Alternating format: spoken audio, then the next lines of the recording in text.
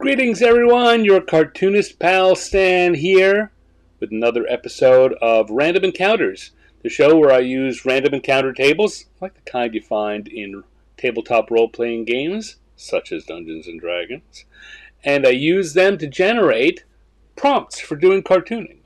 We use an electronic die roller to pick a who and to pick a what.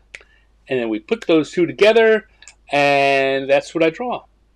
This is a creative exercise that I've done for myself for quite a long time, and I do it for entertainment, for sometimes with other groups of artist friends.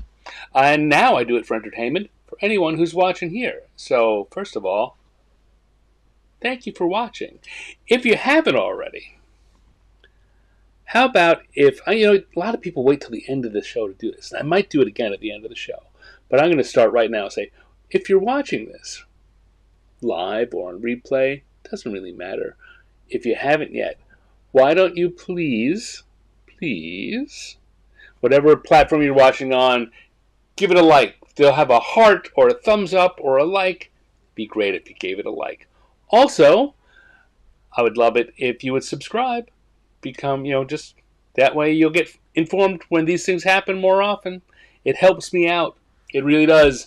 It helps me with getting whatever platform you're looking at to tell other people about it. It's not so much that I want to bug you, because I really don't want to bug you.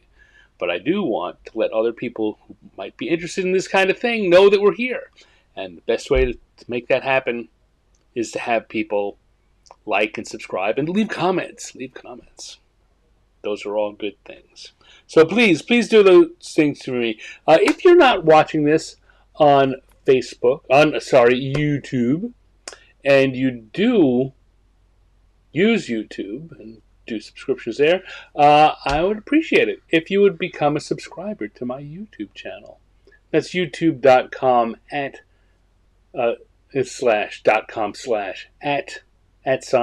the real StanX. This is my new YouTube channel that's come up since my old one got closed down for reasons we're just not going to discuss here. But I'm still trying to build up subscription. I had a lot of people subscribe to that old channel who don't know about the new one. So again, it helps me out a lot if you could go ahead and just subscribe. You can turn off notifications. You don't have. I don't need to bug you.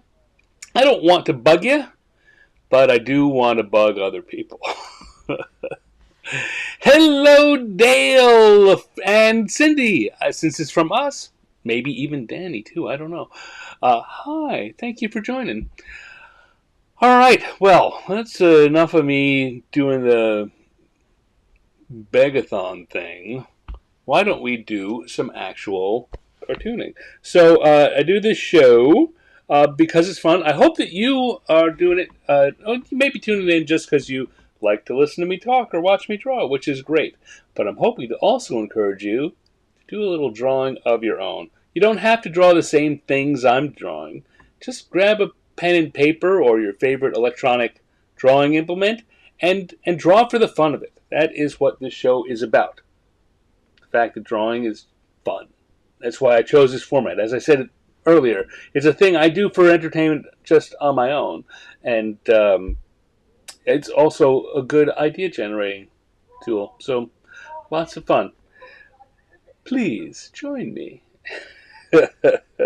Alright, so I'm going to look over here what I got going on. I'm doing all of my drawing here on my Apple iPad Pro and using the app Procreate and using an Apple Pencil.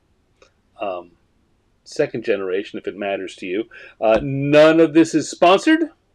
I use those things because I like them, and I use them in my own work and fun. And now people often want to know, what tools do you use? Those are the tools I use. Okay, so I'm now going to switch over here, and you can see these are the random encounter tables we're working with today. So let's not dilly-dally any longer. Let's go over and roll some dice. All right. So let's find out what our first who is. A once, a twice, a third time. Oh, no, not even going to look. Let's do that again. Once, a twice, a third time. 5. 5 is our first who. 5 is our first who. And our first what is what's twice the third time? Also a 5. 5 and 5. So we'll come back over here to our encounter table and see that that means a dragon lifeguard. Try as you may notice, I do try to change what's on the what side to be, not 100%, but somewhat uh, seasonal things. Summery things in the summer, wintry things in the winter. Um, I often, if you haven't seen it, I often also like to do themed shows when holidays or special occasions roll around. So we've got a bunch of summary stuff, including lifeguarding. So let's go over here to the sketch layer and do my sketching in blue as I always do. This is a holdover from my time doing physical drawing in physical media back in the days when everything had to be photo. There weren't scanners. Everything had to be photo reproduced. This blue color was part of that process because the photo machines had trouble picking up a uh, certain hue of blue, and so many artists would use that for doing their sketches. I know I explain that every week. Somehow I still don't get it right every week. I sometimes still trip over the description. All right, dragon lifeguard. So let's see. So maybe it's just as simple as putting a dragon on a lifeguard chair. Let's zoom in there. And ooh, that line is way too thick. Why is that so large? Alright, so we're going to have a dragon, rough dragon head shape.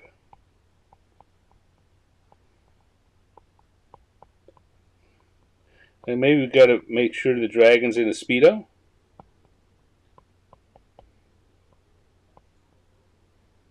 The dragon will probably have sunglasses on.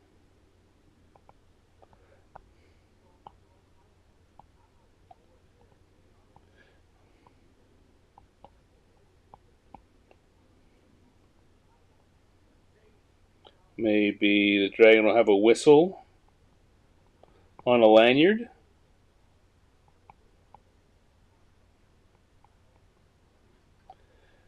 A little weird thing because here, so let me draw a smaller version. We've got a dragon kind of shaped like this, sitting, and I want this hand to be relaxed, and then I might want to do something with that hand, but the hands are so small. It all fits in this area underneath the chin. There's a lot going on there. Let me change colors here so you can see. We got a lanyard coming in there. We might have an arm coming in there with a hand pointing or something. It's a lot happening in one small space. I'm not crazy about that. So I'm thinking about what I might do.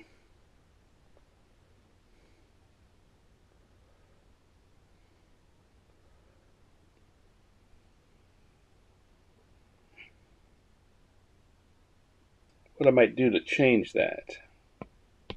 And these are the kind of things you worry about when you're doing drawing. Sometimes you got to figure out how things are laying out and what you want them to do, what you want to get in the drawing. All right, so I'm going to do like this. Move the dragon up there so that the lifeguard stand can be a little bigger.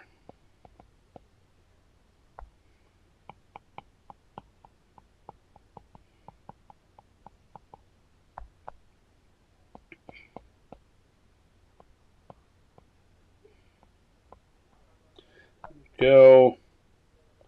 And the question is here, do I want, maybe I'll have the dragon holding the whistle like that?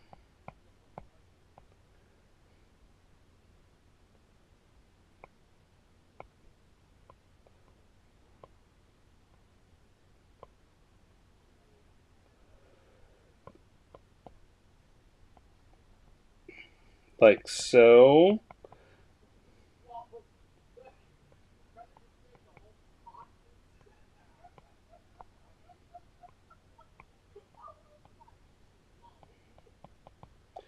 Blowing the whistle.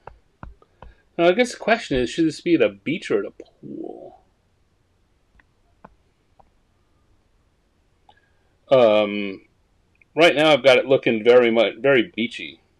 But if I were to change that, could move that down, we could have a pool, and then we could have something going on in the pool. If the dragon's sitting on a post right next to the pool. What do you think? What do you think? I'm going to go back over here to the dragon a little bit just to sketch in. I've really got enough to go with, but I'm sketching a couple more bits just to give you a chance to maybe let me know whether you want a beach dragon or a pool dragon lifeguard.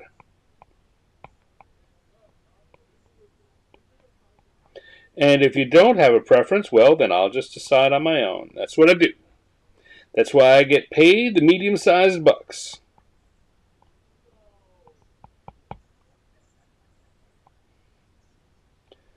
All right, that's looking good. I think we're ready. So now I need to figure it out. So I'm going with a pool. I'm just making that executive decision. Well, Ravenlore says can't beat the beach. No one else spoke up. Ravenlore, I will give you the beach. You have said the beach. We will make it the beach. All right, so we'll keep that there. We're going to come out. We'll have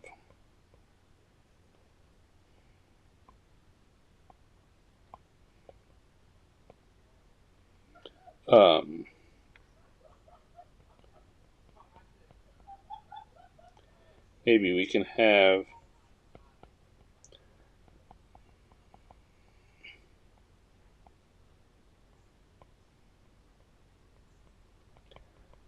some, lifeguards are they're too cool. Everyone, all the beach gals love the lifeguards, so we'll have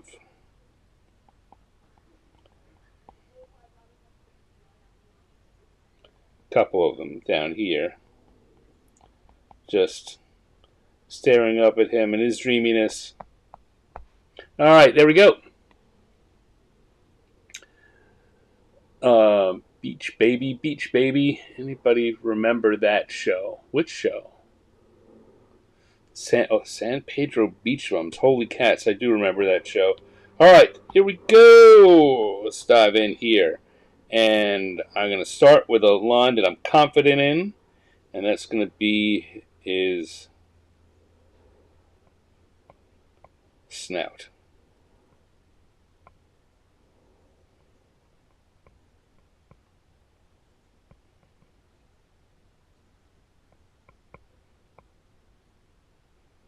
And here we're going to have the whistle.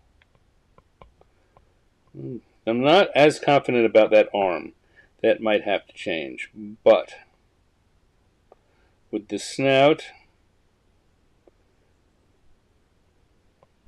it's going to go somewhere around there.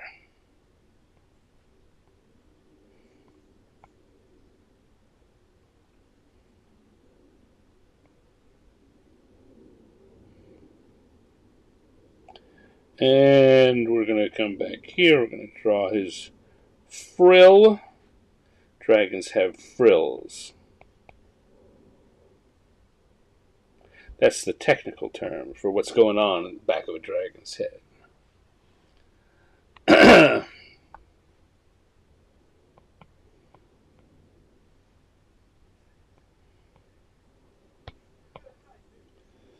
San Pedro Beach Bums. That's going back a long way.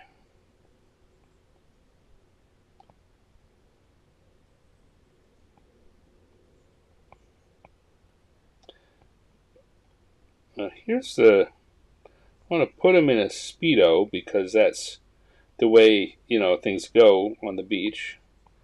But I guess it's only the colorization that makes a Speedo different than a pair of briefs. Here the line drawing. How are you going to tell the difference between whether he's just wearing his tighty whities or he's wearing a pair of Speedos?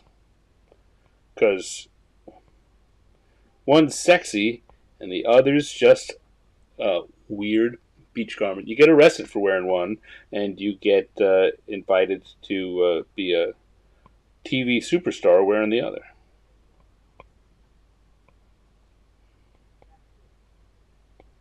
All right. So we're going to do this. I am drawing the lifeguard chair that he's in.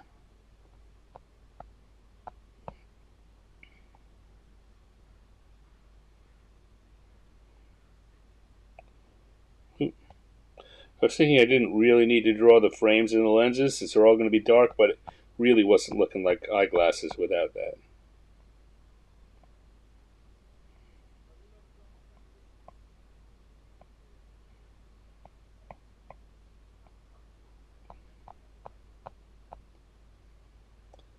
Okay. So then we do that, and I'm once again going to take advantage of the fact that this app has the ability to take a line that's drawn, and if it's just kind of a line, snap it into a straight line for you. And that's so much easier than ever having to worry about a ruler or any such thing. People often say to me, and I know I've said this on the show before too, people, when I talk about drawing, they say, I can't draw a straight line. And I tell them, you know what? I really can't either. That's why I had, or used to use rulers a lot, and why I let my the drawing assistants on my apps do it for me here. I don't have to worry about it. Turns out that, in point of fact, drawing a straight line is kind of a hard thing to do. It's funny that people who don't know about drawing pick that as a kind of example of the easy thing. I can't even do this. In fact, they're picking a thing that's kind of hard. All right.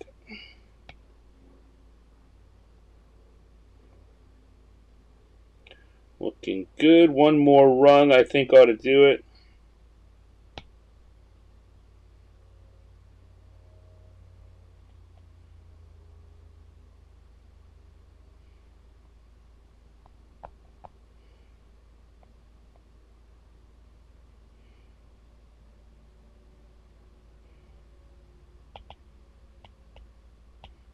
That's all right. You got to remember that these two poles, or actually most of the poles, are supposed to be about the same size. And the one that's further away has to, if anything, be a little smaller than the one that's close up.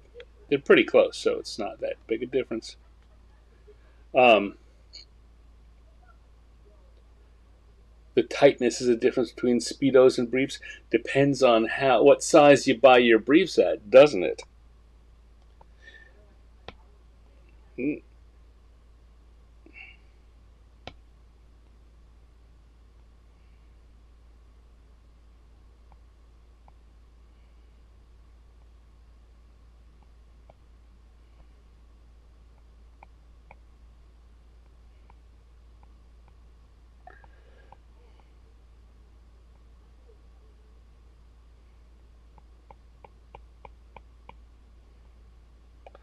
I've known some people who've worn some pretty tight briefs. How do I know that? Well, part of that comes from back at summer camp when everyone lived in the same same bunk for 2 months. And, of course, go to the gym. I don't know whether I want... I think I do want to pencil that in. That's going to be the zinc oxide on his nose, which,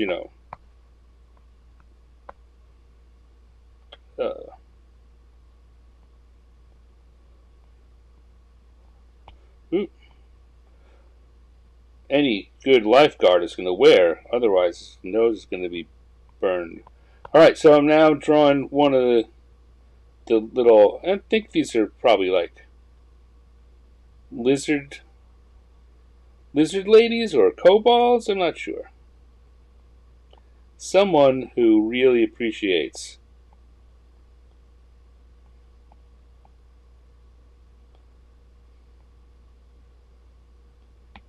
a dragon.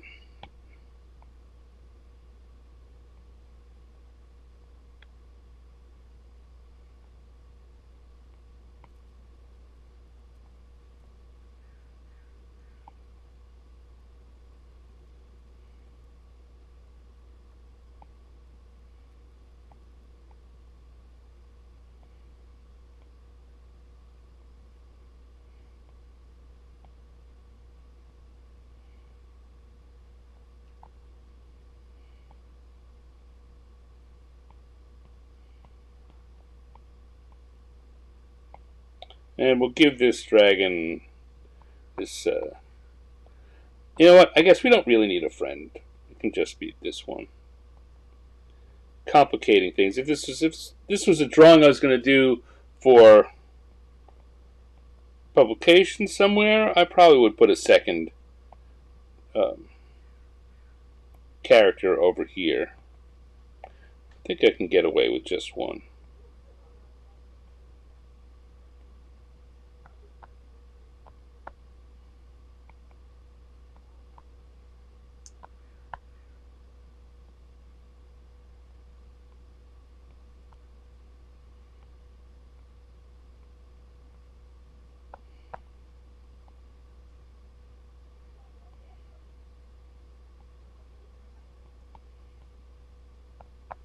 Here we go.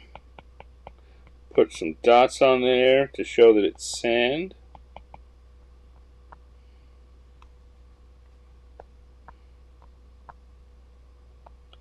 What else do I need? What else do I need in here? Well, I don't need much of anything. You know, again, if I'm thinking about this as what I might, if I was doing this as a piece that I was doing for sale or to be a thorough finished piece, I might want to put I'm not going to draw on here, but I might want to put a life preserver, over on the side of that. Something else. Maybe enough room to put the name of the beach, or come up with a pun to go with that. But for now, I think that's looking good. I'm going to turn off the sketch layer so I can see what we got. Looking pretty good. Where do I need to add in just one or two more lines? Now the color, as always will happen here, the color is going to add some detail, but there's definitely a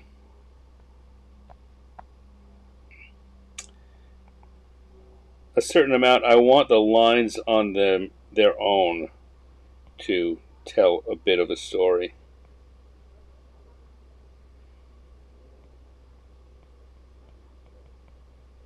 And that's why I do this. We come back and we look, and that's looking all right. Okay, let's do some coloring on this. It's looking good. We're gonna go and switch our pen to the gloaming brush, which gets me that markery, crayony effect I like. I'm gonna switch the layer to the colors layer, and what are we gonna start with? Oh, you know what we're gonna start with? We're gonna start with the red, and we're gonna start with the Speedo, right? Because Speedos gotta be red. Lifeguard Speedo, gotta be red.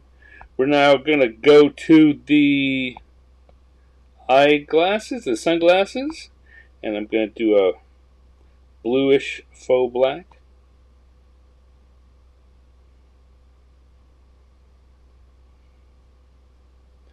And now, see if we got a red Speedo, that means we're not gonna have a red dragon. So I think I'm gonna have a blue dragon. Right? That seems appropriate for at the beach. I'm going to use the glow. Let's undo that, a larger area, so I'll open it up. Use the gloaming brush to do the interior shapes kind of drawing. That's what I do to add a little bit of texture and implied three-dimensionality. And as I will often say, you can do this too when you're coloring with regular crayons or markers.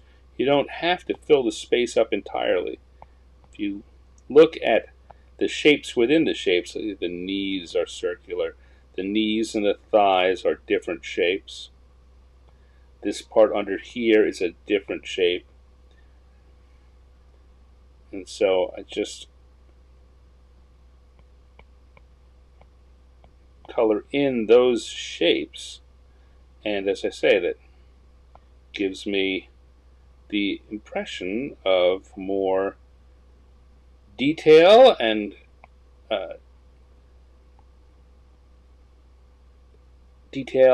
texture and things like that. Alright, we're going to go, the ridges are going to be darker.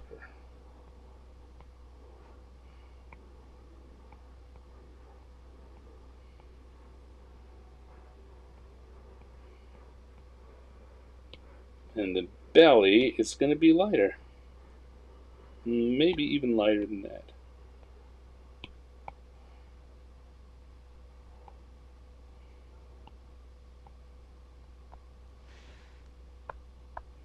And now I want to come in with that white and fill in, you know what, here. One of the things about doing, so if you do a solid, like the lines that I draw the lines, the brush that I draw the lines are, is a solid line, and it's not at all, or it is a completely opaque line. You can't see through it at all. One of the things that makes this glowing brush work the way that that I do is that you can see through it, right? It has some transparency to it. That's why it gets that markery. That's part of what gives it the markery feeling. And if you're drawing with a brush or an implement that doesn't have any lack of opacity, that doesn't allow you to see through it, then if you draw one color over another color, let me stop talking in abstracts and just show you. If I take the inking line and make it a little bigger, and I'm going to draw a blue line, and then I'm going to draw a white line, it's going to cover it completely. That white line covers it completely.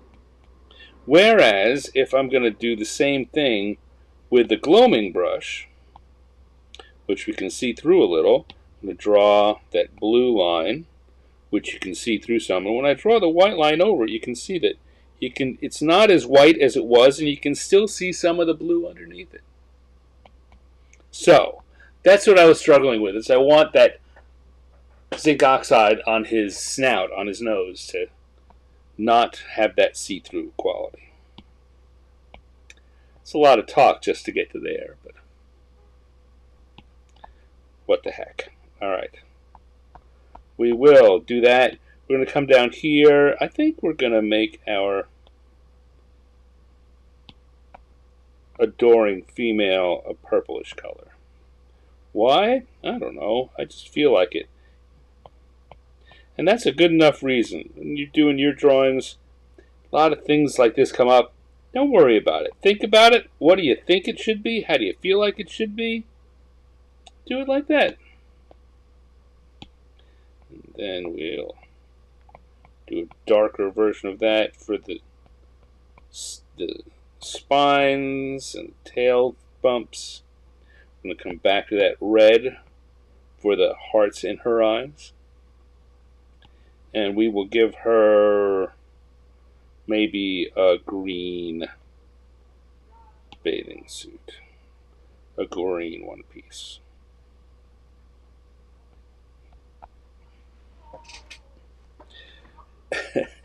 I'm liking this. Alright, so now, what else do I want to do? I want to do a light yellow, big open brush, for the sand.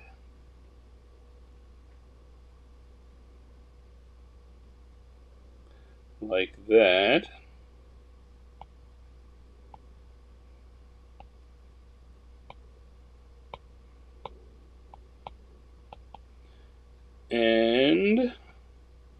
And he said we're going to go to the water and we're going to pick a blue, nice ocean blue, a deep blue, and we're going to do that. Make sure the first row of it stays white because that's the foam on the waves rolling into shore. And what do we need? What do we need to top this off? A little bit of shading, particularly for the foam, because right now it just looks like a flat sheet. So I'm going to come in here. I'm going to use I'm just going to do a little bit of that shading that I do otherwise, like shadows, but in this case there's definitely no shadows. What it's doing again is giving that implied texture and rolling of the foam. On the water, I'm going to take that and darken it up even more, and I'm going to give this hint of shadows, which again, when you have waves, they create shadows that that's what causes a lot of that differentiation in the watercolor when you see it. It's just light getting through or not getting through onto the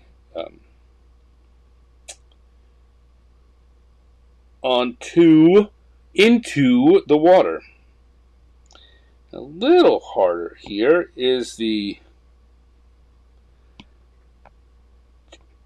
lifeguard chair, because I don't want to use a blue. I don't want it to look too pure white. So I'm using this kind of, so what I often use for a blonde hair or a piece of parchment. It's a brownish yellow. I'm going to add that over there. Alright, and we have ourselves a lifeguard dragon, a dragon lifeguard. And I will come back to my lines layer, and I'll put a little stand over here in the corner. Whoa! Wrong size there. I'm going to go to inking, and come back and put my stand in the corner, like that. And we've got a dragon lifeguard. Boop, boop. She's sunburned. This is Dave. Hello, Dave. I haven't said hi to you yet. Hi, Dave. Thank you for joining in. Glad to see you.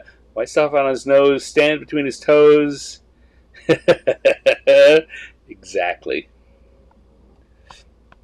Little musical callback. I think I do want to come in here and maybe. Oh, wow! How did that not happen? I want to do that. Oh, I don't want to do that layer though. I want to do it on the color layer. Something to call out the tweet. Tweet! And maybe also, as I'm looking at it, some more little hearts around. Because she's in love with the lifeguard.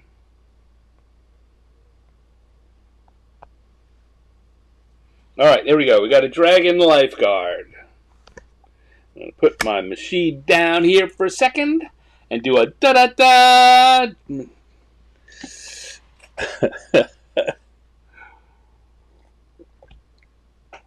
Dragon lifeguard.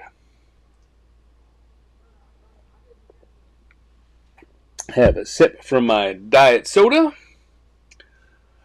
Hope everyone's having a good time. Good summer. It's a nice summery, beachy drawing.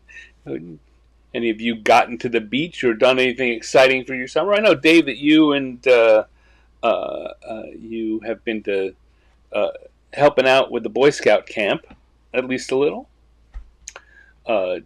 Dale or Ravenslaw or anyone else watching. I know we have some other people watching.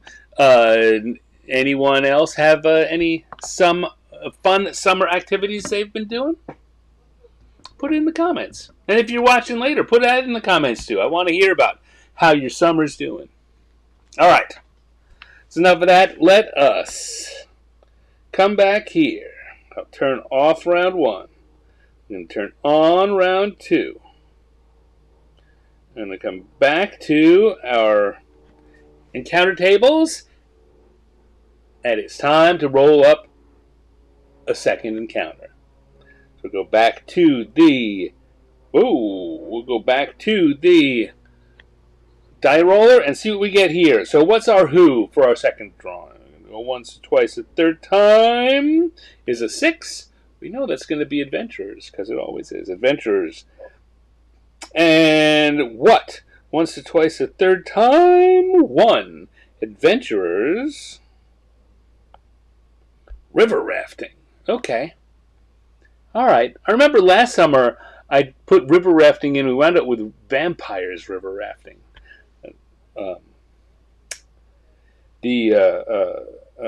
Facebook just sent me as a memory of that drawing that I'd done for that. All right, so let's turn that off. We're going to come over here to round 2.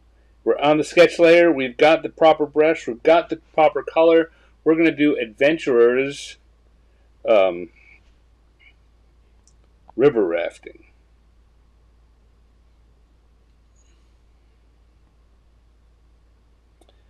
Alright, so here's where I'm going to start. I think I'm going to want the raft to be, we're going to put them in some white water. So I'm doing the raft kind of being thrown in the air back there. We're going to have some water here, probably a rock here.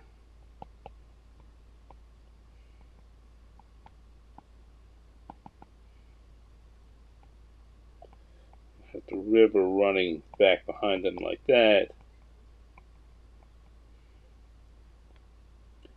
And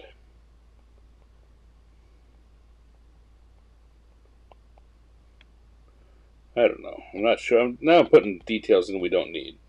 If I was gonna draw this full out, what I'd need was like usually when you have this kind of river, you've got some kind of cliff wall beside it and maybe trees at the top. Or trees along the bank there.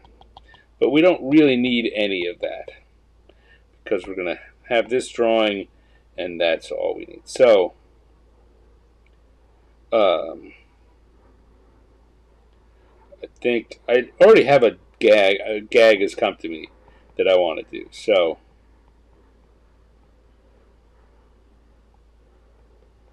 I'm going to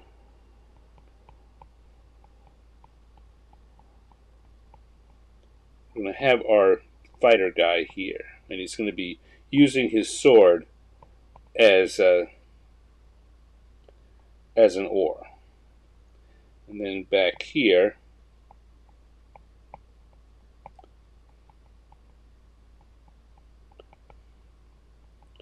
we're going to have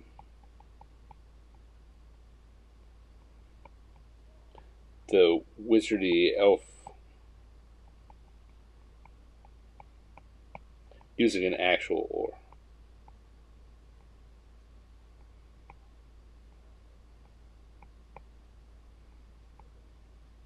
And then up here, I'm making this so complicated. Up here, we're going to have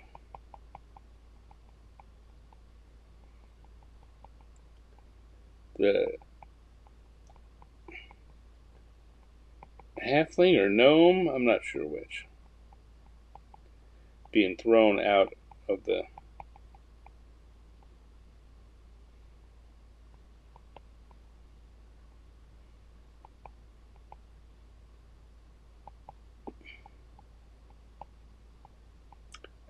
raft because it's so, they're river rafting. That's what happens.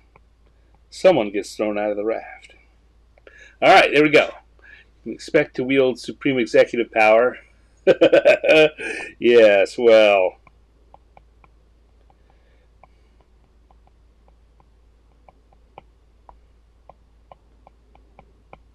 We're going to have our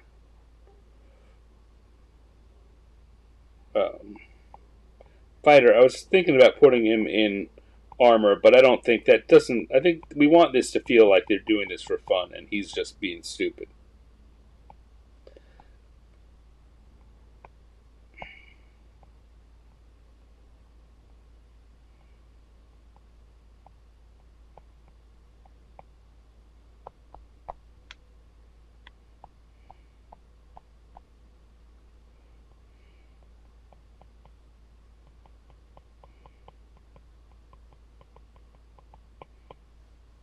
Okay, there we go.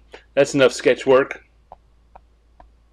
Let's go to the lines. I'm going to put the lines on here. And where do I want to start? You know what? I always say start with somewhere that you're confident in. But I am not. I'm kind of doing a little different on that. I know that the thing that I've got to get right here is our fighter character. Everything's kind of working around him. So even though I'm not the most confident in that, I am confident that these lines, once put down, I can work around.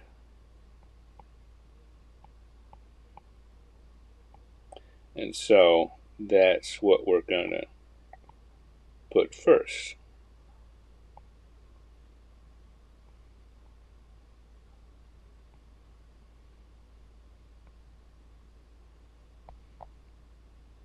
Because that's really the point, right? The reason I've often explained this, the reason why you want to put confident lines down is that, or lines you're confident in down, is that you want them to be the things that won't change as you go along.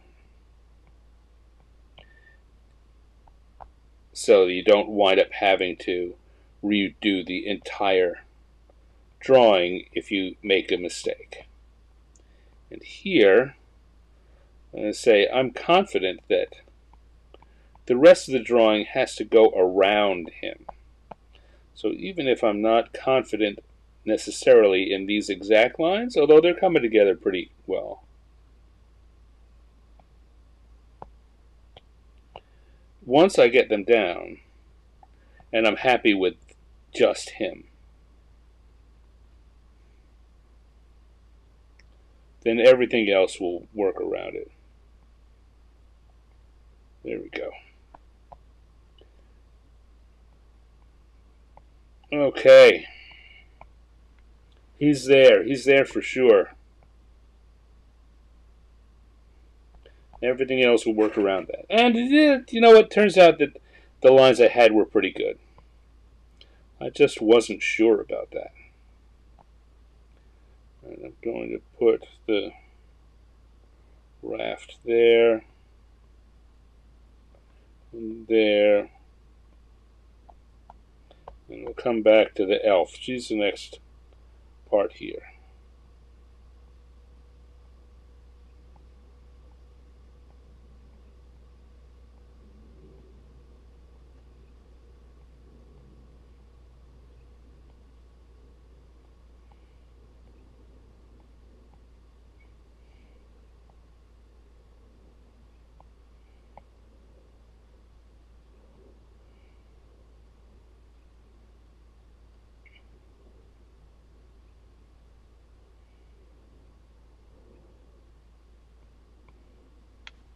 That'll do.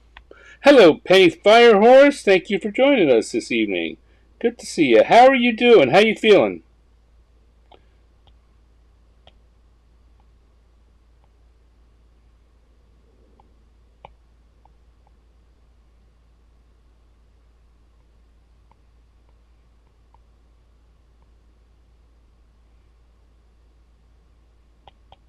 Maybe a little too sexy there.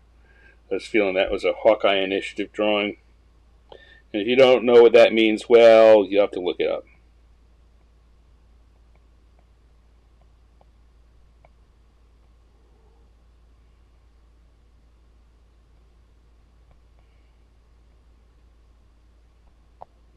Okay. do this. We'll get some hair. Again, everyone's being thrown around. Ooh. Guess you know what, I haven't given her an arm. I've got a hand there with no arm connected to it. That's an important detail.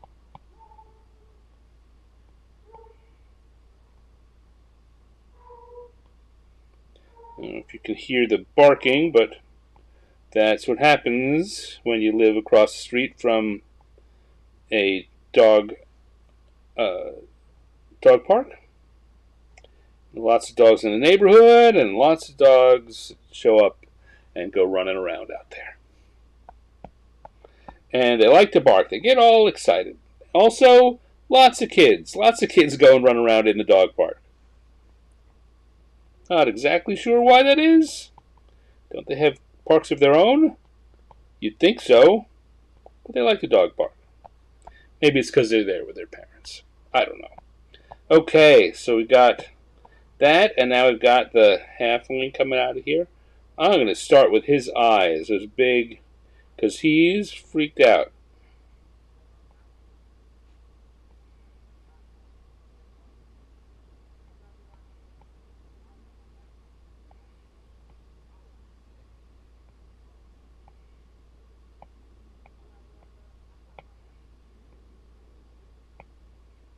I didn't really mean for his hair to be quite that curly, but it doesn't matter. It works fine.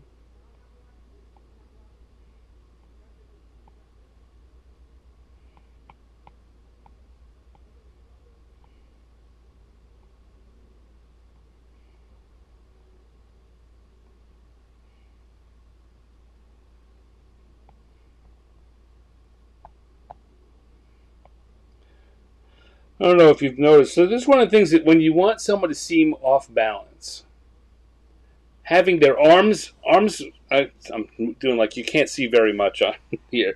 So look here, he's got his arms. You have their arms going different ways and at not the same, at different angles. In fact, also one arm long and one bent.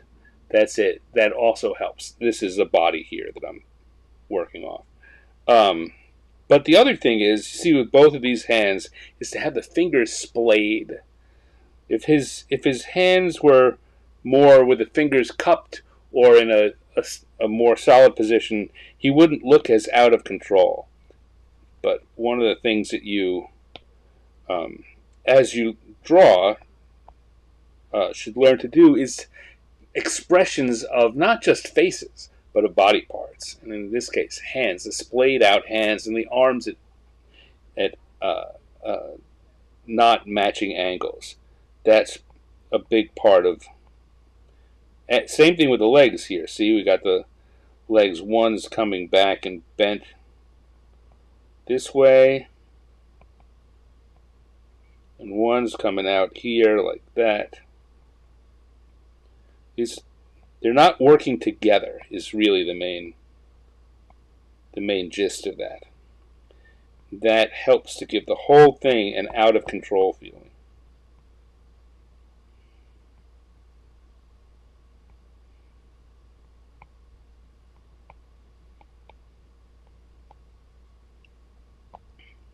And he's let go of his oar.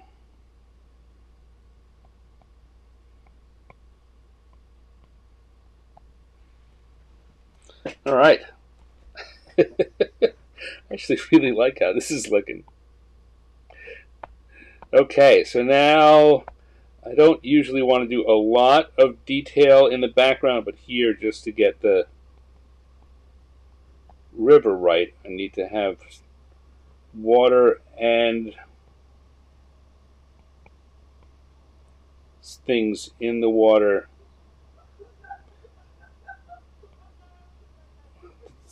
Wow, it sounds like a baboon out there.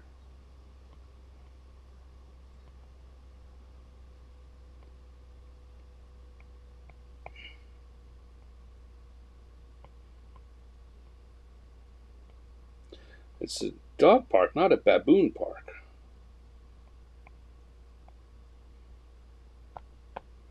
Alright, and again I'm gonna just add some more little details here so we can get the idea that this is rapidly rushing water that they're in. Back here, we're coming up to the river.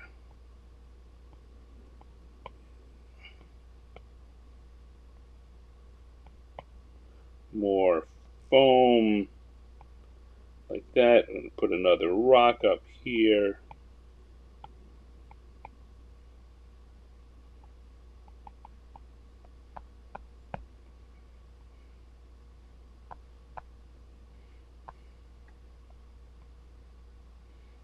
They're all moving. So notice I have a lot more lines around the halfling, and that's because he's moving more uncontrollably. Alright, so let's turn off the sketch layer and see what we got here. What might I need to add to this? Hello, Michael Pastor. Thank you for joining us. We are currently drawing some adventurers river rafting.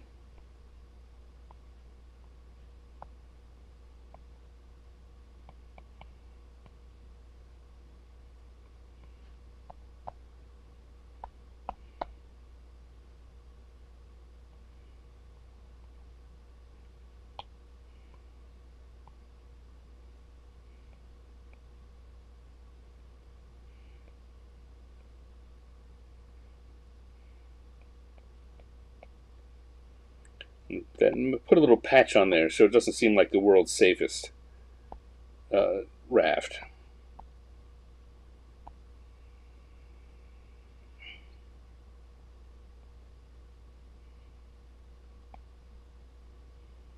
There we go. Alright. I think that's all we really need. And then I'm going to add some text in at the end. But I'm going to color it first. So we'll go over to the colors layer. I'm going to switch over to my gloaming brush again. The sword is too rich. Yeah, the sword is going to be the hook of the joke. Adventurers. He doesn't want to give up.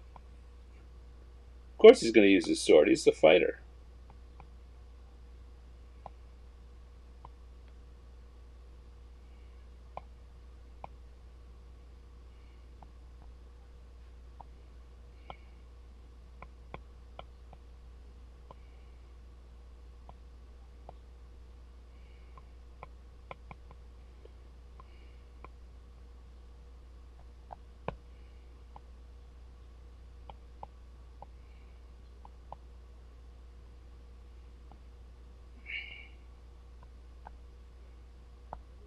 Alright. And then we go with a dark brown for this guy's hair.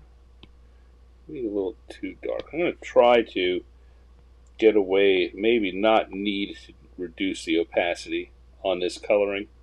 As we often will see, I get to a finished piece and I see, oh, I made the colors just too strong. And so I have to drop the opacity. I'm trying to also, among other things, just get used to taking that into account and pulling back on the intensity with less intensity.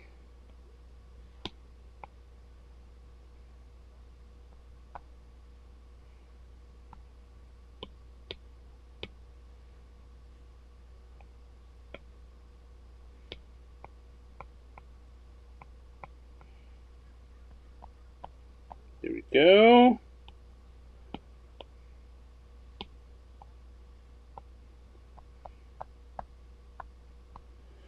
And let's see. We want to also give him kind of blue jean colors there. And tongue and tongue. Oh, I gotta come back here. I forgot about the fact that we can see his arm down there. Alright, and t-shirt. Maybe a gray t-shirt or a white t-shirt. We're gonna, yeah, just do that little highlight there. Makes it look like it's a white t-shirt. And she is going to be wearing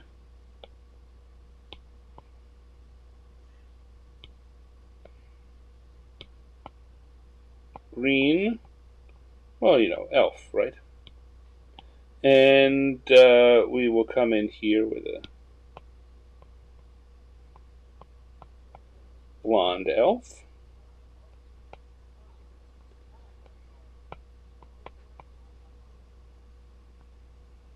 What else? What else? What else?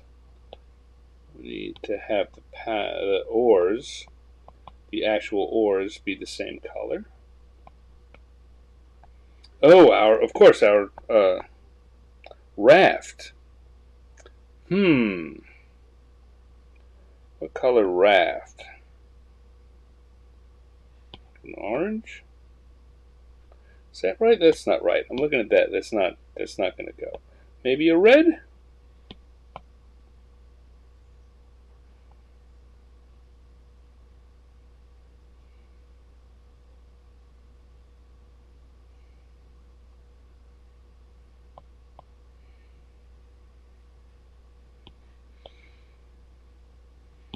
And a lighter red on the underside. That's not light enough. Gotta clearly sell the idea that this is a lighter version of that color. This is the underside of the raft. There we go. And a purple, dark purple for the patch there. And now for the sword, we once again need kind of a brown color for the hilt and a gold color, well, for the hilt and the handle. And then we want to go back to a lightish blue shade, bluer than that, darker than that.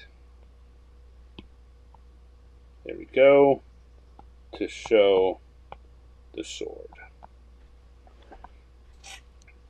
Woo!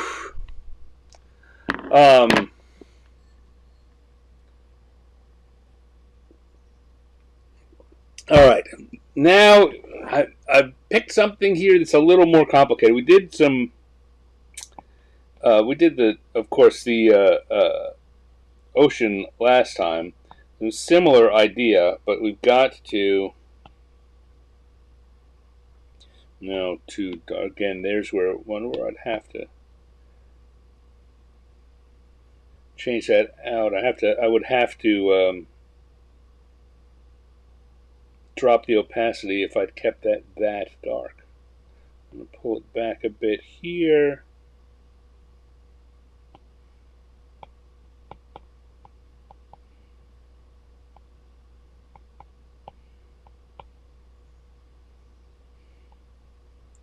I'm going to go darker than that for the space behind them.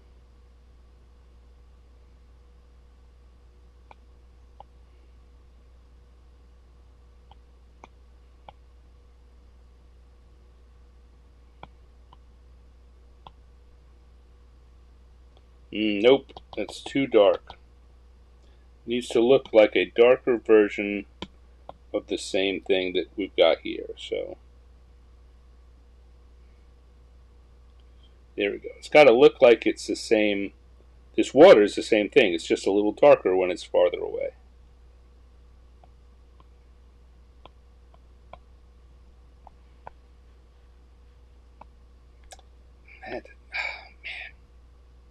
Not quite there. All right, and then I'm going to make that darker bit. I'm going to use that to put highlights on it.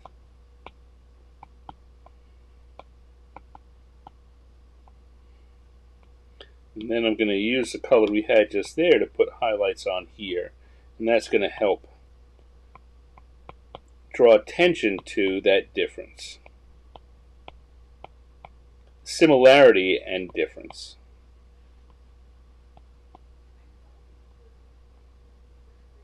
All right. And, of course, we now need to get to our rocks. That's going to help here, because right now It's not really fully selling it, I don't think.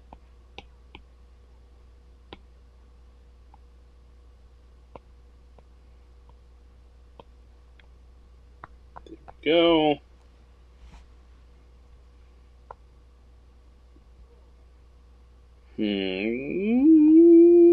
I would need to spend some time figuring this out. Something is not working the way I want it to. And I don't know exactly what it is. I know it's not bad per se, but something's not working right. Oh, here we got to be able to see back there. There we go. We've got, but I don't think I'm going to spend a lot of time trying to figure this out.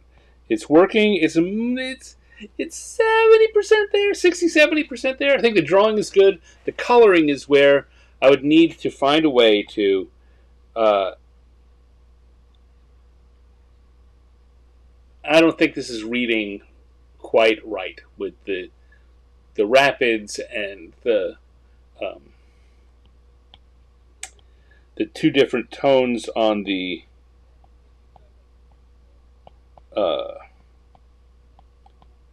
water at the two different levels. There's something here. There's a bunch here that's not really hitting it. That if I was going to do this, you know what? Actually, I think it helps here to add these little spots of white like splashed water. That actually is helping quite a bit, I think.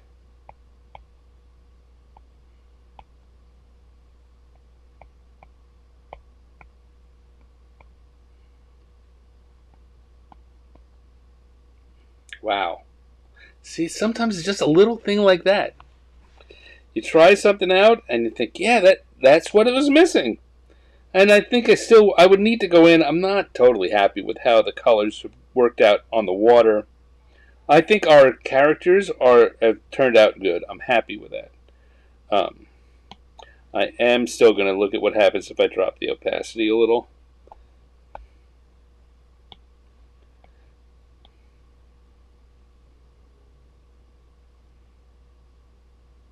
It helps some.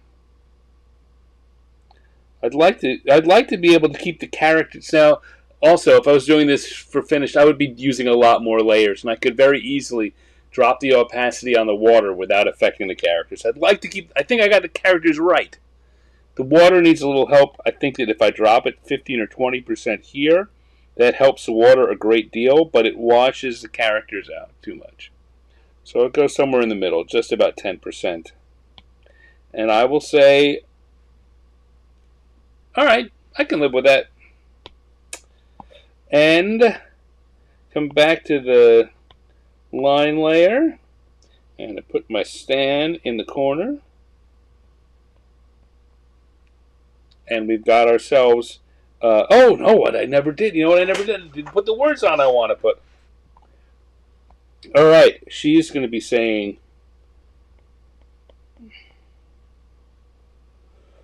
you know what? I need a deity. I guess I'll just use the D&D ones for Paylor's, or the 3rd edition one. For Paylor's sake,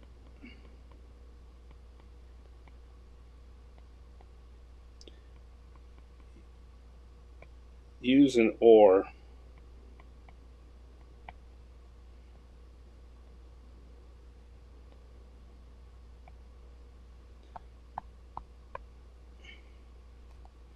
And he's going to be saying,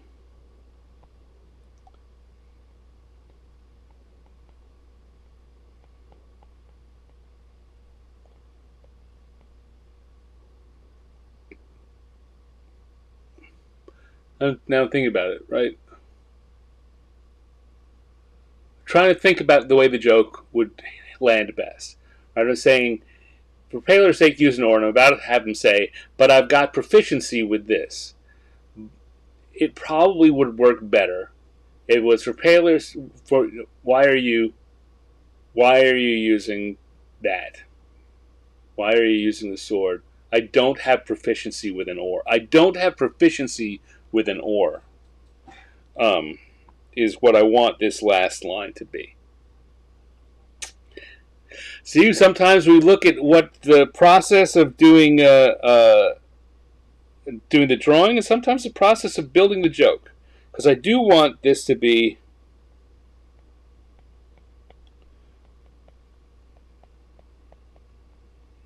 but I'm not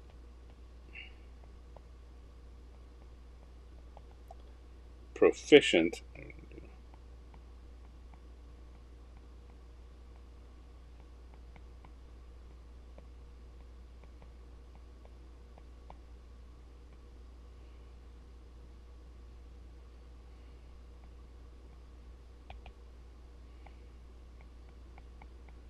With an oar.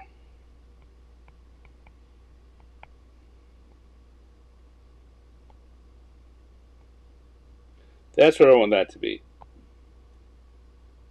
So admit, for payload's sake, use an oar, but I'm not proficient with an oar.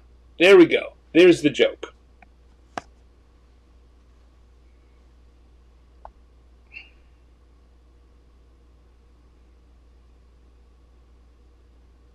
Yes, I'm going to call it done because we've been working on this one for about half an hour, and that's about right. So,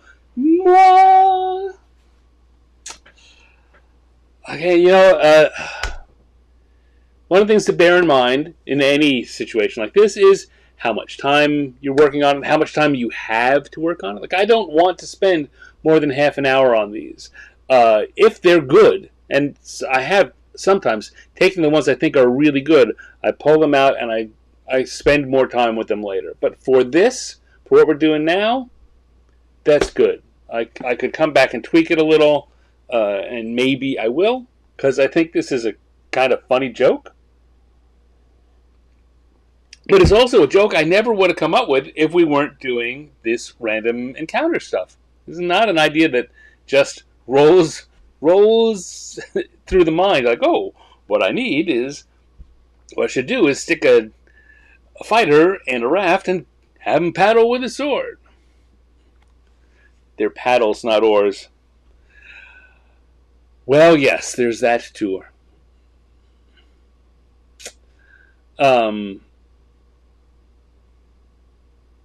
Would it offend you, Dave, if I don't make that change? Because I'll go back and make, you know what? You're right. They are paddles, not oars. A non-outdoorsy guy like me is going to make that mistake 8 days a week.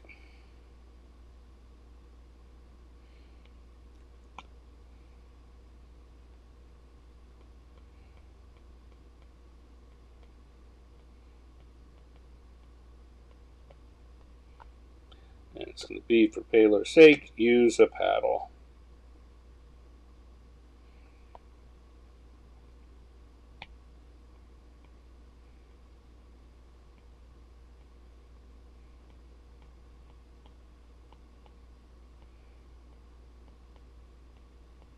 There we go. For payload's sake, use a paddle. But I'm not proficient with paddles. You know what? I'll tell you what, Dave, I was resistant just from being lazy, but I think it's funnier like this. Never let laziness stop you. All right, there we go. I'm going to call that there. That's the second drawing. So we will close up round 2 and open up round 3. Get everything ready here. Making, we will turn back on the encounter tables.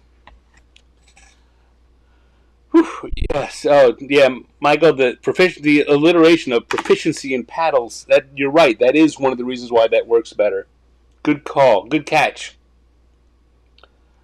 Let me take one more little sip here.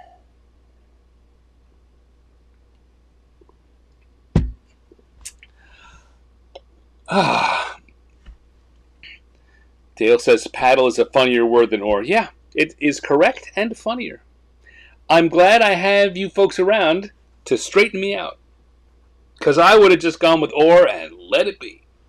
I think this is at least a 5% improvement because of that. And that ain't nothing.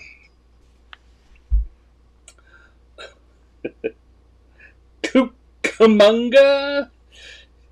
Funny name. All right, so let's go back to. Let's go on back to our. Wow. Take a deep breath, Stan. It's okay. You can do this. Here we go. All right, let's get back to the random tables and the random generator, our die roller, and we'll do one more drawing. One more drawing for the evening. We're going to go once and twice a third time. And no, one. Yeah, one. We haven't done one there. One is our who, and a once and twice a third time. 6. I've wrote. First one was 2 5s. The second one was a 6 and a 1. The third one is a 1 and a 6. Sometimes randomization looks very unrandom. All right, so that's going to be a golem washing dishes. All right, we'll turn that off. Come back here to the sketch layer, and we've got a golem washing dishes.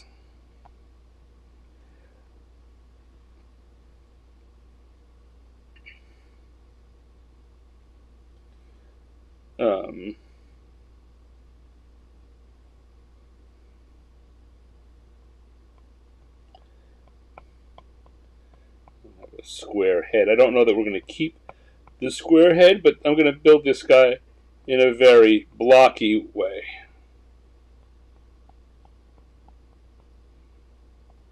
Our golem.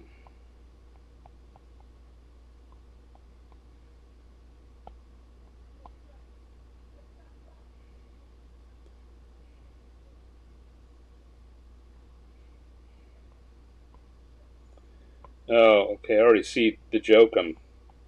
The golem's big, clumsy creature. It's not meant for...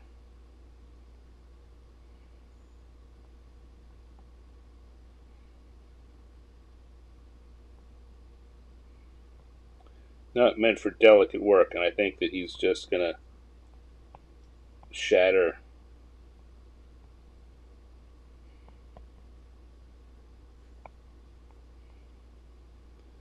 the dishes. Now the question here is, it's kind of cute to put a a smock on an apron or smock on him, but if I have him standing like this, it's blocked there and we lose that.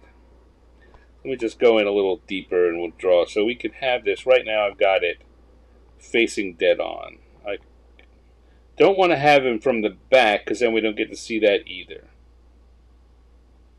Nope, I think this is the way we're going to do it, and I'll just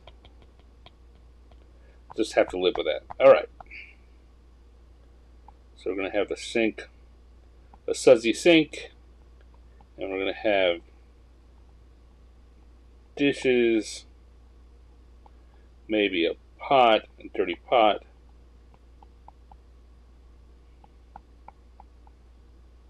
like that, and it's going to be breaking the dish, just holding it.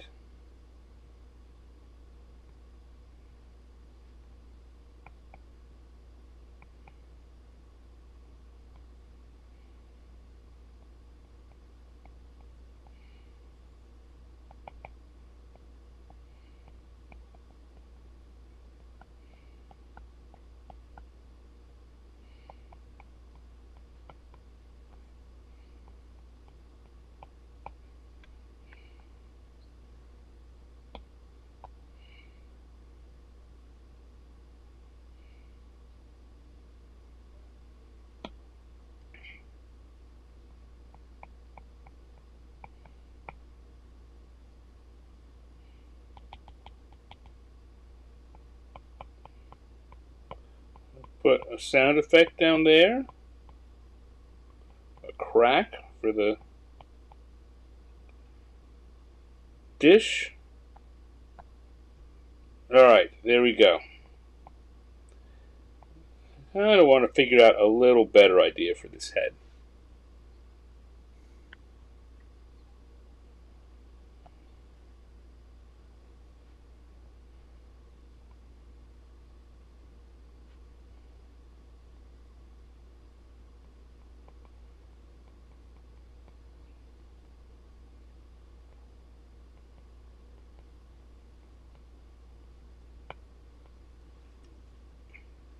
Alright, that's a rough idea. It doesn't have to be too big. I just didn't want to go with that completely square block. Alright, here we go. Let's dive on in. Go to the lines layer, and we'll start up here with the head. It doesn't really matter for this drawing, which maybe makes it a good place to start, because it won't have to change no matter what happens.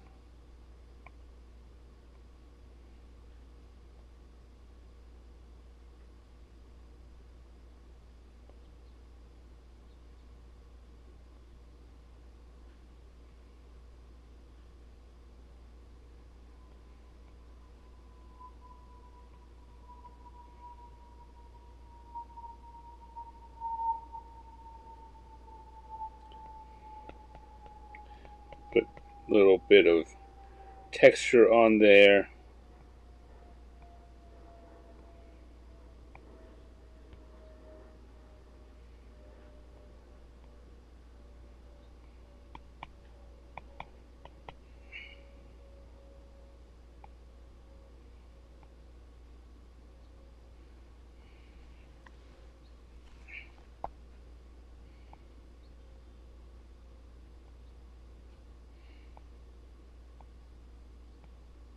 Like so.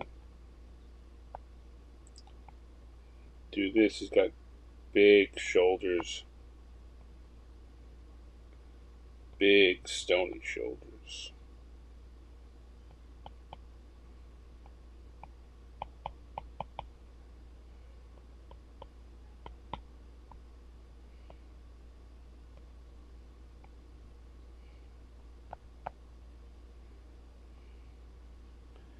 Now I'm going to come here. I'm not going to worry so much about that lower part of the arm because I'm seeing that it's going to be behind the dishes.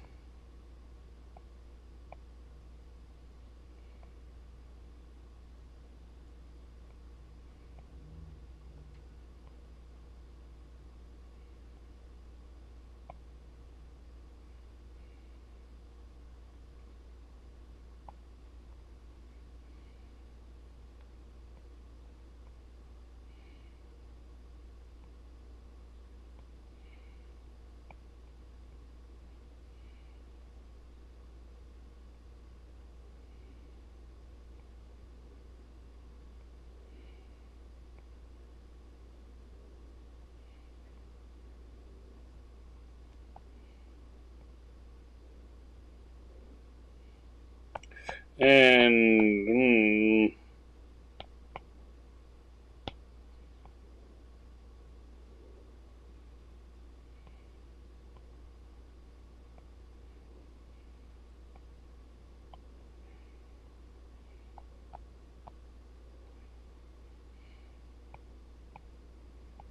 I'm trying to do here is draw him, everything about him to be big and broad and not at all delicate.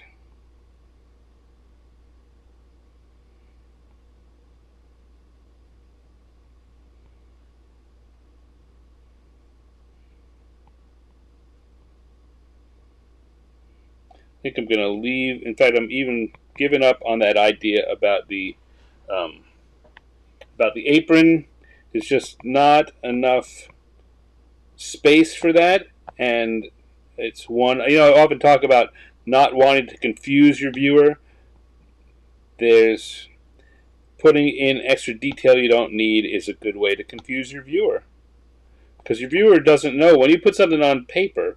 They don't know whether it's important or not. You've got to convey that, and part of that is learning to, even though it's a good idea on its own, even though it's funny or it's cute or you really want to draw it, if it's not serving the purpose of the drawing, and particularly in these cartoons, if it's not driving towards getting the gag across, then it probably has to go.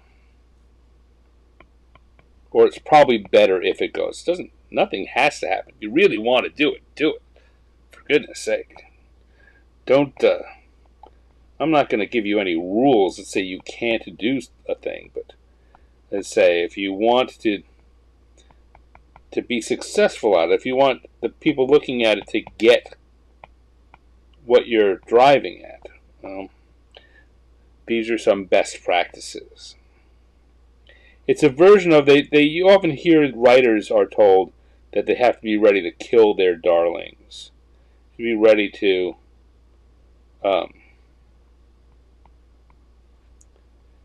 take out the sections that they really like if they don't serve the story. And the same thing goes on here. You got to be willing to take out the little details or the sight gags or various other things that you may want to do, and maybe, like I say, might really be pretty funny on their own. But if they don't serve the joke, don't serve the finished version of this drawing, well, then you really ought to get rid of them.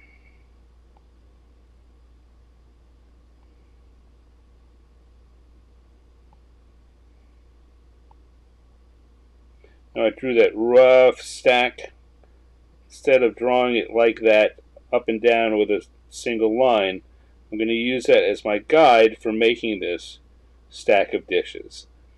Because if I did follow that line, it would look much more regular, and it would decrease the feeling of being a stack of dishes to be washed.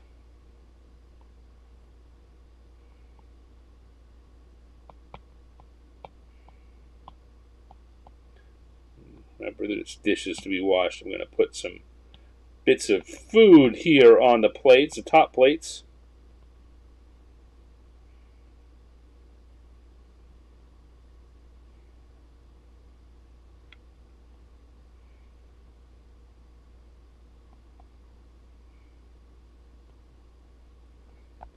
Go. And a pot. Dirty pot. You dirty pot. Oh.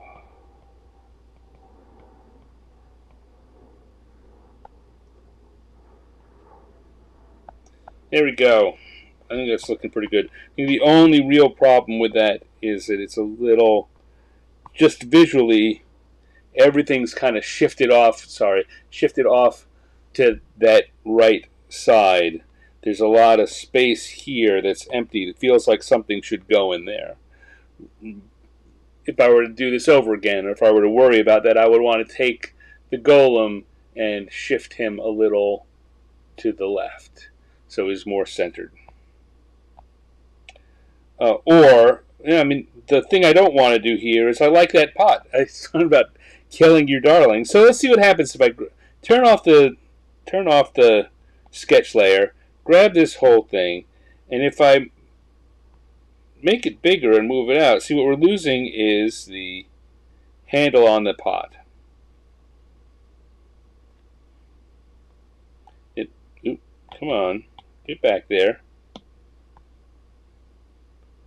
It makes the whole thing better. So I'll tell you what I'm going to do. I'm going to follow my own advice from just a few minutes ago and not worry about, I'm going to kill my darlings. I'm going to take that off there. I can make another handle for that pot. That's not right. It's a little harder. The angle is weird, but I could do it.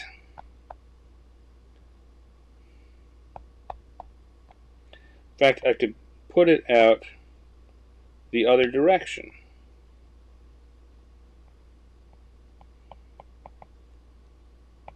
There we go. Nope. This space looks like it needs to be filled. I got to figure out a way to get that to look right there. There we go. That'll do it. Not perfect, but that'll do it. And now we're going to go to the coloring section. Put Ms. Golem behind him. I wasn't going for a gender-specific joke, but yes, that could certainly work. I'm going to I do have an idea for what I want to do for the gag on this. Stick those dots in there to help with that feeling of being a big stony creature, and this is going to be a easier kind of coloring because there's not a lot of difference in this. There's going to be a lot of gray.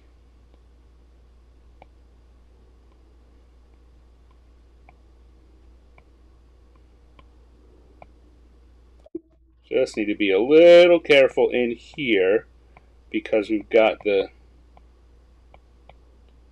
pieces of the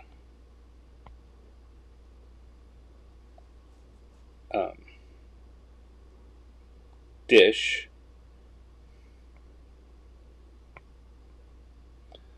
Now I'm thinking about this the way I think about armor, and I think that I want to use multiple colors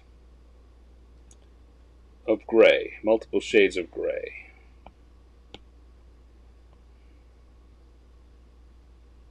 The problem is that I don't want it to be too dark, and I started off very light.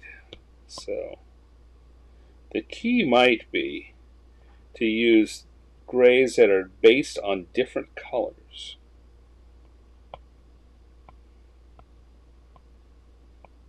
We've done that before. Put a blue gray and a red gray depending on whether, depending on which, or to get some difference between different grays. You know what? I think I want these shoulder blocks to match the hands.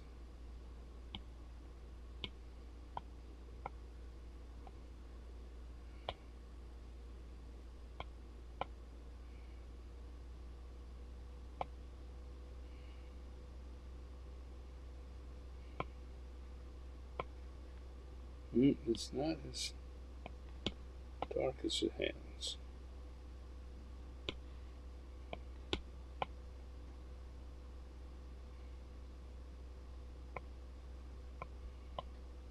There we go. All right.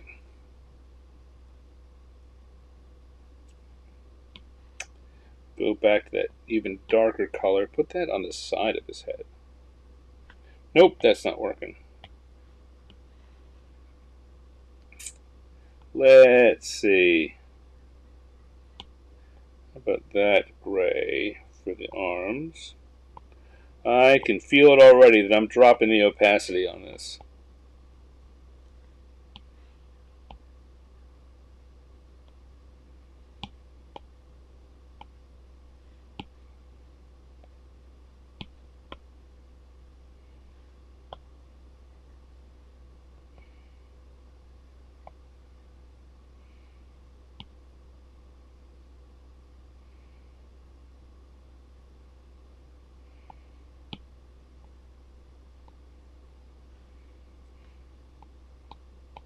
Let's do those, and we'll get a yellow for the eye. So, oops.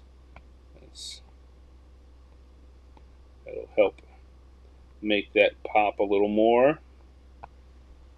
There we go. Now, what do I need? I need the explosive bits here.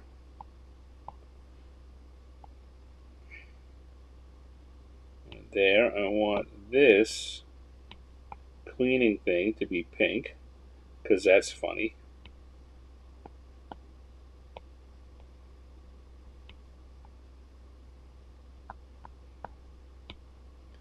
Our pot is mostly going to be a faux black.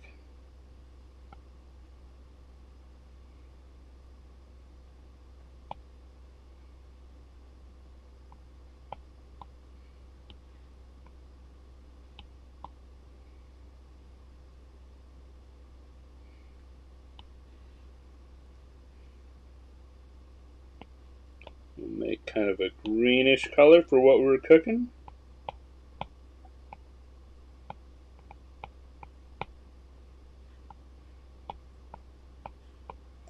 And we want to go again with a blue-gray, a light blue, to show these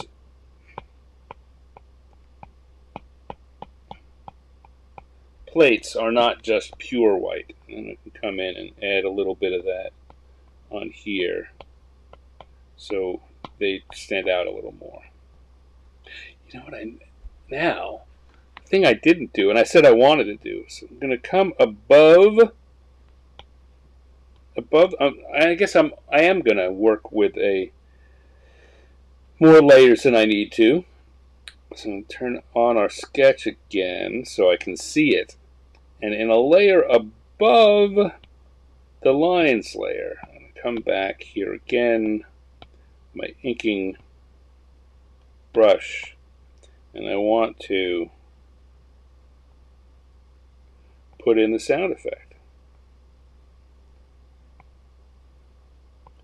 Now, people who are doing comics for comic books or the even web comics or newspaper comics, anything, when you're doing the lettering, often you put that on a separate layer.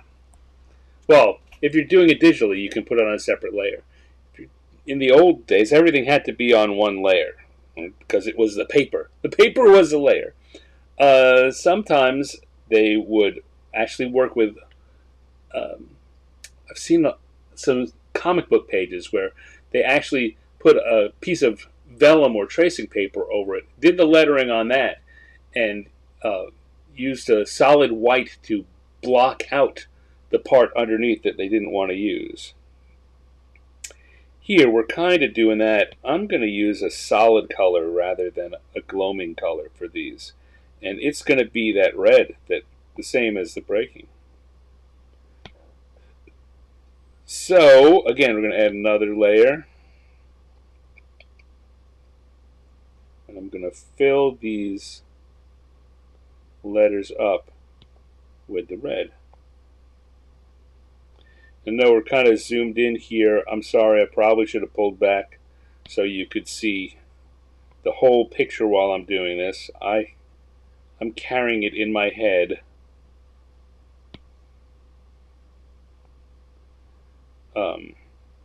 And that's really not fair for you. Also, because I want you to see it. But there we go. So now we've got that crack right over the top. And we're going to turn off the sketch layer again. What else do we need? Oh, we need a little bit of that blue here again. Oop, now I do want the gloaming.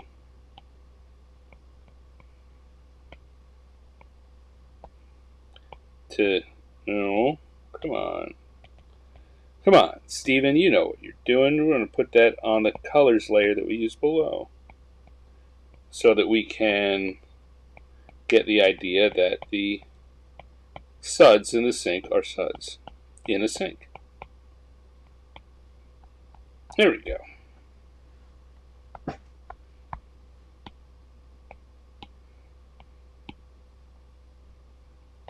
Oof.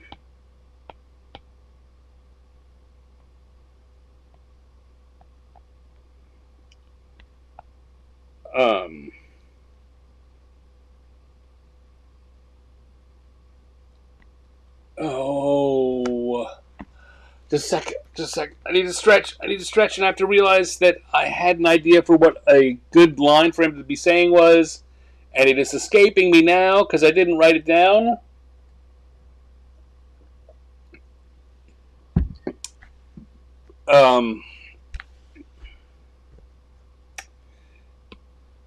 But it's going to be something like, I'm just going to have to go with it.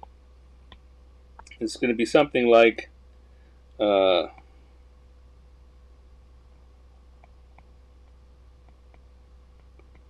wasn't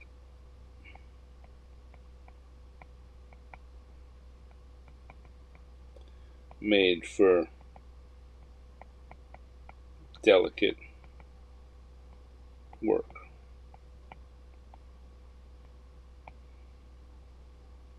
Nope. Nope. There we go. I'm just going to have to live with it because it's getting later here and I don't want to run too long. Just, for replay's sake, we're not really going to gain that much. That's kind of the joke. Again, I would take it off. I would work on this a little. That's not flowing quite right.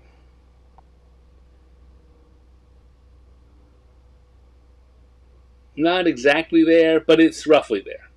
And it's kind of funny. Kind of funny. Never pay off my dinner bill at this rate. That's funny too. Oh, Dave. Oh, Dave, why don't you do more cartoons on your own? You've got a lot of very funny ideas. Okay, here we go. Our Golem washing the dishes. Woo! Well, I'll just take a little sip and then we'll do an outro, shall we?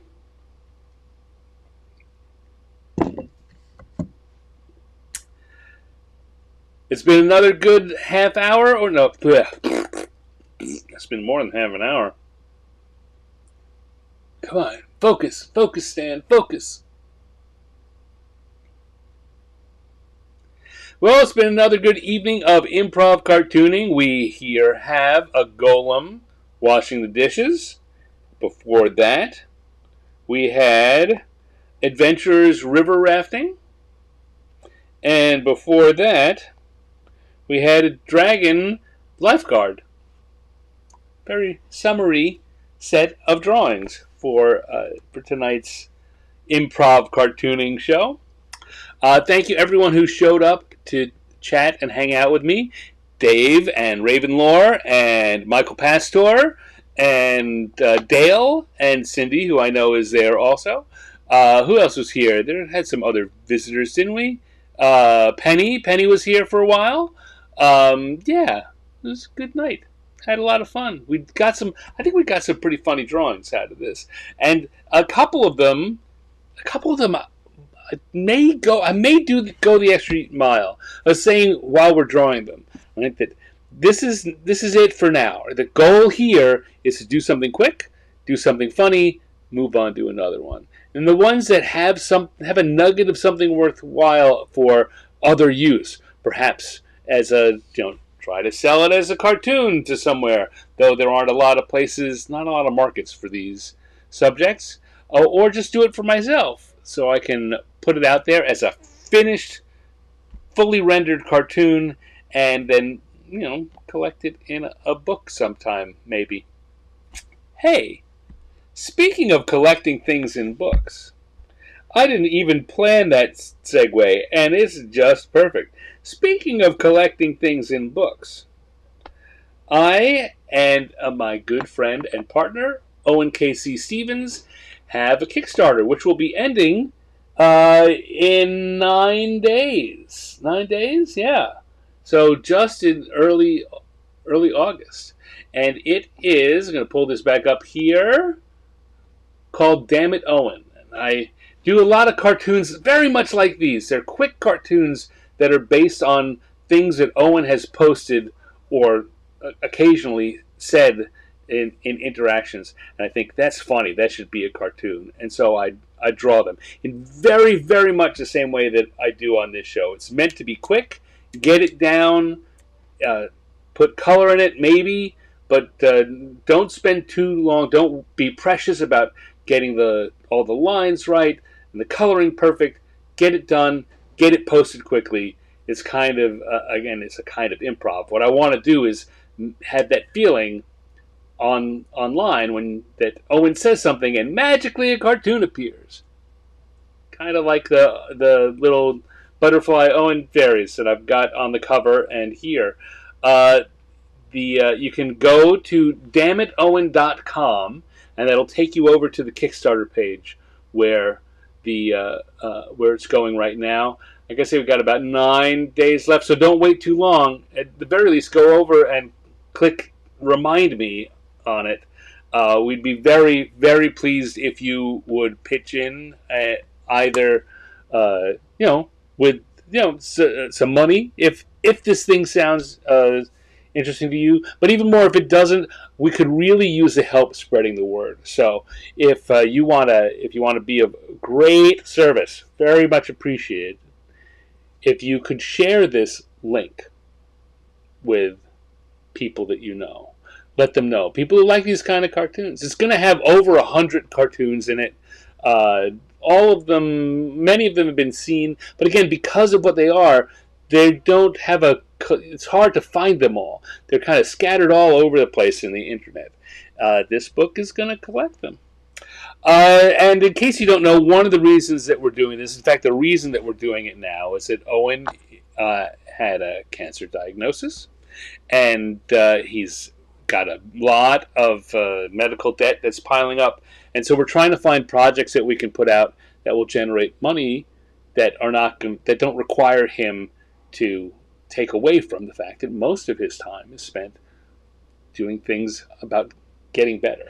So that's the impetus for doing this project now, and so there's some good karma in backing this.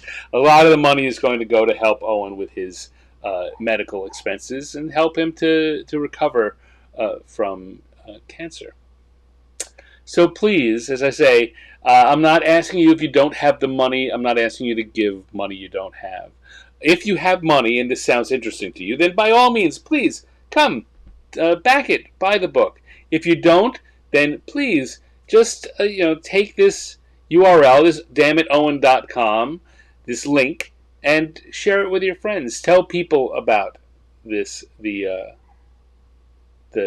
campaign. Tell them about the book. Tell them about how funny I am. Tell them about coming to see me here and joining us next week on Random Encounters. How about that? There's another segue. It gets me right here to the end where I say thank you very much. Thank you for joining me. I appreciate you. I have a lot of fun with you, and I look forward to having... next week is Gen Con, the big game convention for the year. I'm not going, so I will be here to do an episode, and it may be a Gen Con themed episode. I did one of those last year. I'll see if I can't figure something out to do that. So if you're not going to be at Gen Con, then join us live. And if you are going to be at Gen Con, then watch the replay, because it'll still be fun, and it'll be fun for you. It'll be Gen Con fun. You can think about all the good times you had. So there you go. Have a good night, everyone. Thank you again.